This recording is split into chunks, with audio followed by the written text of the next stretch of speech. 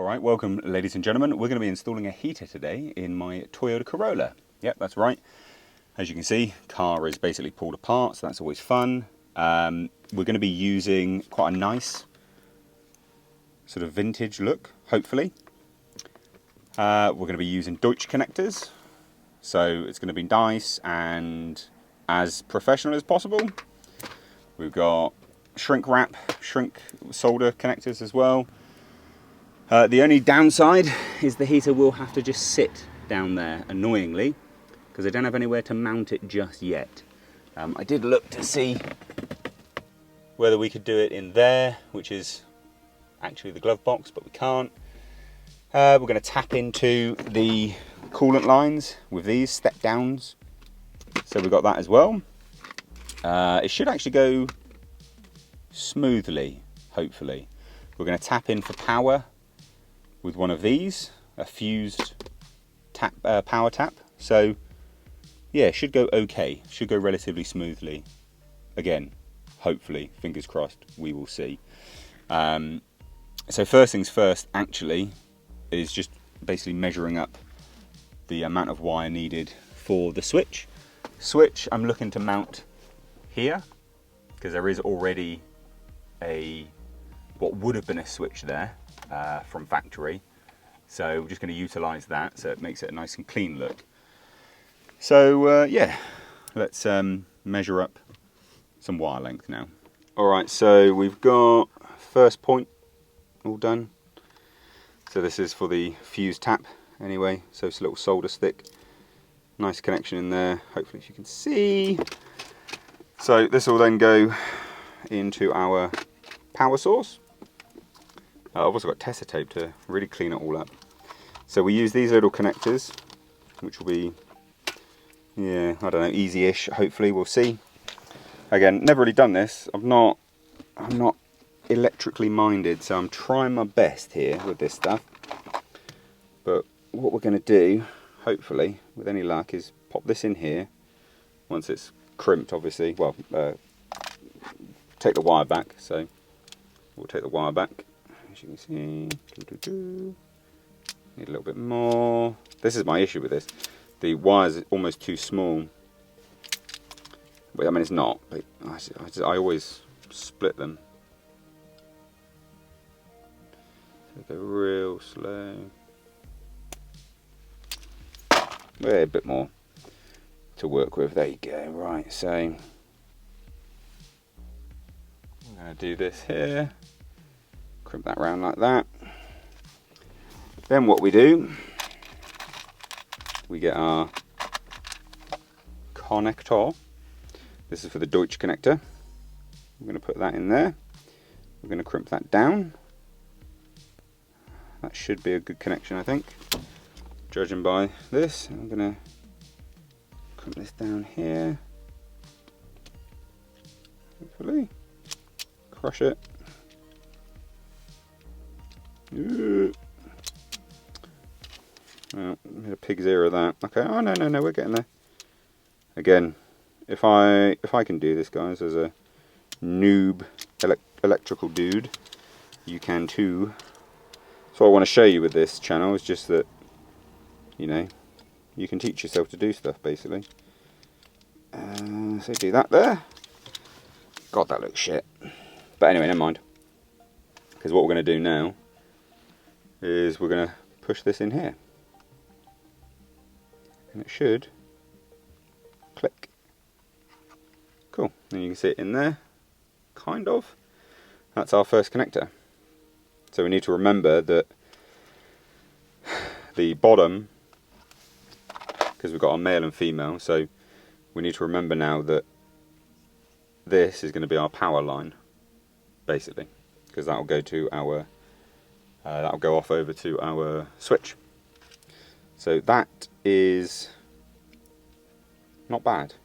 So what we're going to do now, we're going to pull out the heater unit, and then we're going to put the slow speed in one of these and the high speed in the other, because it's a 2-speed heater. And that's, yeah, pretty solid then, actually. It's almost done. So that's just so it can run the length of the the car so it pulls up to the heater. But anyway, let's get the heater on. All right, so got it all wired up. Got the heater switch, which you can just see there. Got all the wiring done, shrink wrapped. Plug works. Got a ground lead there, and got the fuse tap. So we're going to plug it in and just try it without anything in the lines, and then hopefully it just doesn't blow up, basically. So let's get it plugged in, turn it on, and see what we do. Right, welcome guys. So this is like a few days later, because I've installed the heater. It became really difficult. I've installed it. I'm not 100% done with it yet, and it still needs to be moved a little bit here and there. And we've still got to install the piping, so it will actually defrost the windscreen. But it does work. I still need to finish up some bits and pieces, but I'll show you what I've done, and then we'll sort of install this and sort of talk you through what needs to be changed, I think, after having driven it a few days here and there. All right then. So first things first, in terms of what I don't like, is I don't like it being mounted there. This is only temporary, and the reason why is I drilled this out a little bit too big, so I just need to get a washer that will fit in there, clamp it down, and then this will get relocated to there. Now I know you're probably thinking, but then you've got a hole here, Nate, what have you done? Yeah, true, I do, but I also have, well, I put the ECU in here for starters, but connected to the ECU is a switch which I've manually switched up to put it into diagnostic mode, which is then going to go there. So it's not the end of the world, because I do need the diagnostic switch mounted somewhere anyway, so I thought, well, that'd be a good spot for it. Then this will go down there, and that'll be quite nice, and it'll just work, I think. But I don't obviously like that there. I think it's pretty crap. I don't have, still randomly, I don't have the low speed, so it's either full blast or off. It should have 2 speeds. It might be a connection. It might actually just be a wire that is not fully locked in connected. So we'll check that out another day. I've realised again, as I said to you guys before, basically I need to not be a perfectionist with this stuff. So it works. I have warm heat. I don't need to fix it and change it anytime soon. It's okay. So, I'll hunt that down in spring, summer, when I don't need the heat, basically, is the idea. I have done, I've, as you can see, cleaned up some of the wiring here. This is Tessa tape, which I wrapped around the wiring. I don't really like the fuse tap because it's not fully locked in. That can just kind of come loose. And what I am going to do is use the rest of my Tessa tape to clean up the rest of this wiring, mount it up and out the way, clean it all up. I didn't do any major mounting because I was still figuring out where I was going to put the ECU. I'm going to take these brackets off, I reckon, and then we'll probably just put the ECU in there, I think. So there's that, and it's not fully mounted either, and it's a little bit, it's not ideal, right? Like, obviously that's not ideal, but that's probably where the ECU is going to go.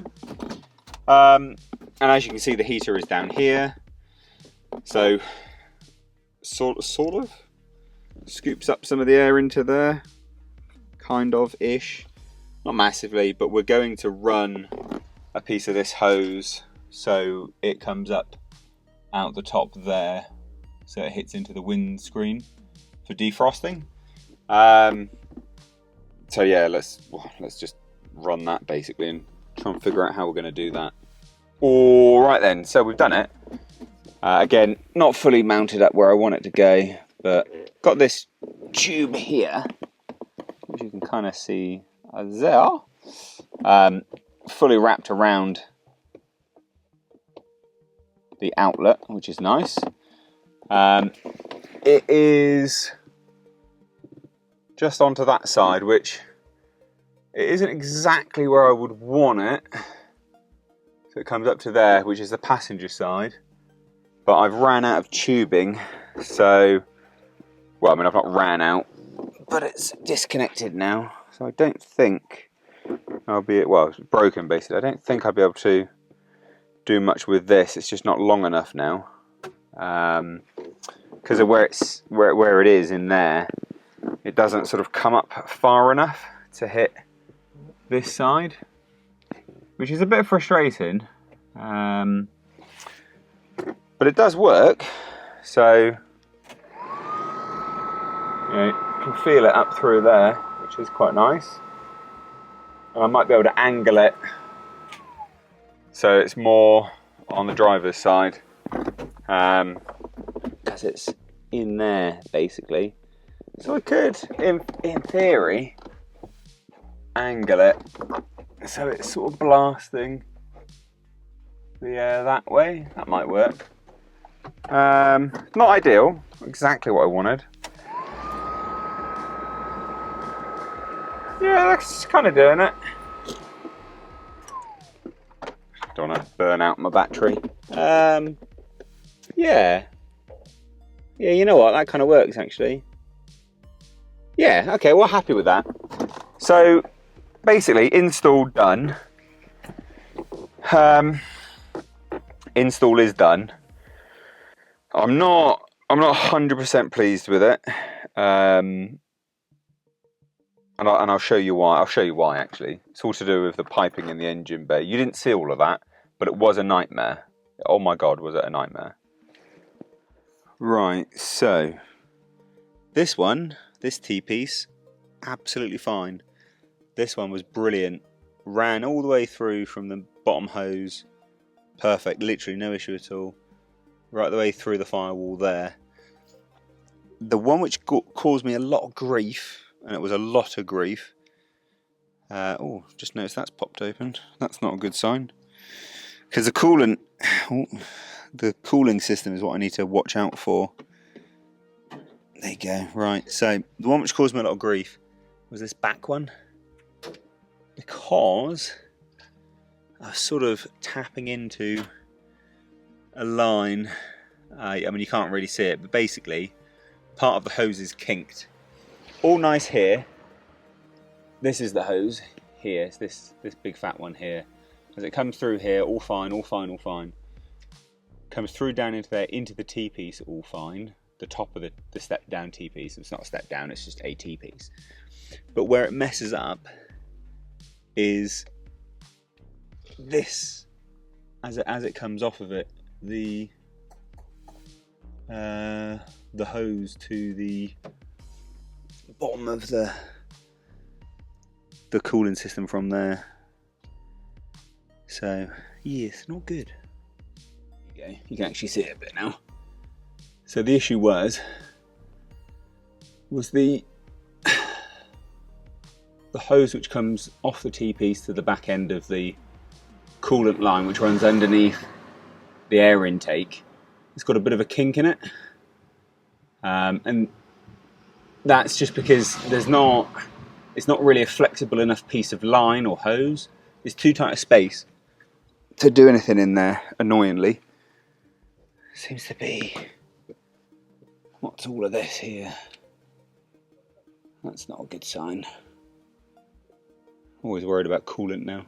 Alright, obviously really, really loud. Hopefully you can hear me. But it works.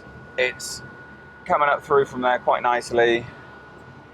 I still don't love how this engine sounds overall, but it does run well. Anyway. Yeah. I don't know, bit of a weird one, this whole car.